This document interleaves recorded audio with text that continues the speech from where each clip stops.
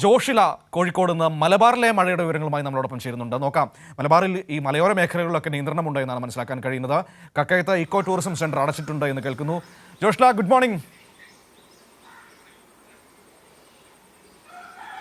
Good morning Manu. മഴയാണോ വെയിലാണോ എന്താണ്? മനു, ഇപ്പോൾ ചെറുതായി വെയിൽ ഉദിച്ചിട്ടുണ്ട്. നേരത്തെ കഴിഞ്ഞ സമയങ്ങളിലെല്ലാം തന്നെ നൃപനും അർച്ചനയും പറഞ്ഞതുപോലെ തന്നെയാണ് മലബാർ മേഖല നല്ല മഴയായിരുന്നു. കഴിഞ്ഞ 2 ദിവസങ്ങളിലും ശക്തമായ മഴ തുടരുകയാണ്.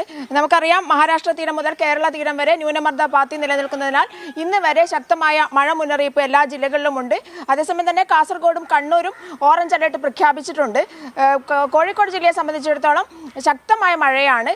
ഈ ഒരു സമയത്ത് മാത്രമാണ് ചെറിയൊരു ഇടവേള ലഭിച്ചിട്ടുള്ളത്. മാത്രമല്ല, ഉരുൾപൊട്ടൽ അടക്കമുള്ള ഭീഷണി കോഴിക്കോട് ജില്ലയെ സംബന്ധിച്ചിടത്തോളം നിലനിൽക്കുന്നതിനാൽ മറ്റ് തുടർച്ചയായ ഒരു മഴ അത് ഇല്ലാത്തത് കൊണ്ട് ചെറിയൊരു ആശ്വാസമുണ്ട്. തുടർച്ചയായി മഴ പെയ്യുകയാണെങ്കിൽ ഉരുൾപൊട്ടൽ ഭീഷണിയിലേക്ക് തന്നെ പോകാനുള്ള സാധ്യതയുണ്ട്.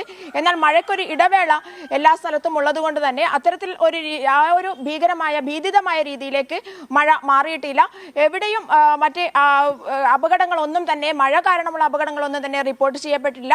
അതേസമയം തന്നെ Kakkayam eco tourism centre, Kariyathumpara eco tourism centre അടച്ചു. മഴ മുന്നറിയിപ്പിനെ തുടർന്നാണ് അടച്ചിട്ടിരിക്കുന്നത്.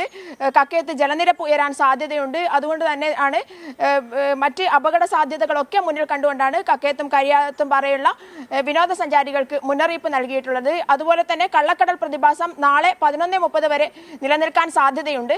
അതുകൊണ്ട് തന്നെ തീരദേശത്തുള്ളവർക്കും മത്സ്യത്തൊഴിലാളികൾക്കും ഒക്കെ തന്നെ ജാഗ്രതാ മുന്നറിയിപ്പ് നൽകിയിട്ടുണ്ട്. എല്ലാ തരത്തിലും സൂക്ഷിക്കണം.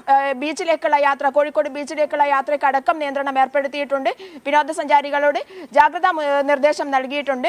അടുത്ത കുറച്ച് ദിവസങ്ങളിലായി തീരദേശത്തുള്ള ആളുകൾ ജാഗ്രത പാലിക്കണം. മത്സ്യബന്ധന യാനങ്ങൾ ഇവയൊക്കെ തന്നെ നിർത്തിവെക്കണം എന്നുള്ള ജാഗ്രതാ നിർദ്ദേശം നൽകിയിട്ടുണ്ട്. എന്തായാലും വലിയൊരു അപകട രീതിയിലേക്ക് മഴ നടക്കുന്നുണ്ട്. ജോഷില, ഏതായാലും അപകടകരമായ സാഹചര്യങ്ങളൊന്നും സൃഷ്ടിക്കപ്പെട്ടിട്ടില്ല എന്നത് നമുക്ക് ആശ്വാസം നൽകുന്ന കാര്യമാണ്. എങ്കിലും മഴയുടെ മുന്നറിയിപ്പുകളുണ്ട്, നമ്മളത് ശ്രദ്ധിക്കണം, കണക്കിലെടുക്കണം. പ്രത്യേകിച്ചും മലബാറിലാണ് ഇന്ന് മഴ കൂടുതൽ പെയ്യുക എന്നാണ് ഇപ്പോൾ കാലാവസ്ഥാ വകുപ്പ് പറയുന്നത്. ഇനി ഒരു 10 മണിക്ക് അടുത്ത അലർട്ടുകൾ വരും. അതിൽ ഒരുപക്ഷെ ഇതിനൊക്കെ മാറ്റമുണ്ടാകാൻ സാധ്യതയുണ്ട്. ഇപ്പോൾ മാറിയാലും ഇല്ലെങ്കിലും തൽക്കാലത്തേക്ക് മഴക്കാലമാണ് എന്ന മുൻകരുതലിൽ തന്നെ നമ്മൾ കാര്യങ്ങൾ ചെയ്യുക. യാത്ര പോകുമ്പോഴും ഒക്കെ ആ രീതിയിൽ മലയോര മേഖലകളിലേക്കൊക്കെ യാത്രാവിലക്കുണ്ടോ, തീരദേശ പ്രദേശത്തെ സ്ഥിതി എന്താണ്, വെള്ളക്കെട്ടുകളുണ്ടോ എന്നൊക്കെ അറിഞ്ഞതിന് ശേഷം മാത്രം കാര്യങ്ങൾ പ്ലാൻ ചെയ്യുക. അങ്ങനെ ചെയ്താൽ നമുക്ക് അപകടങ്ങളില്ലാതെ മുന്നോട്ട് പോകാൻ കഴിയും.